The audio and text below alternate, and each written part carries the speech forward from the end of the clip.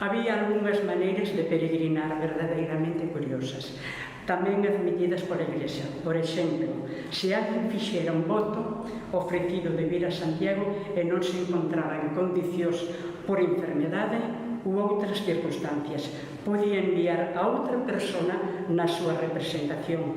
Coñecíase como peregrinación por delegación ou peregrinación vicaria. Tamén era admitida a peregrinación encomendada no testamento.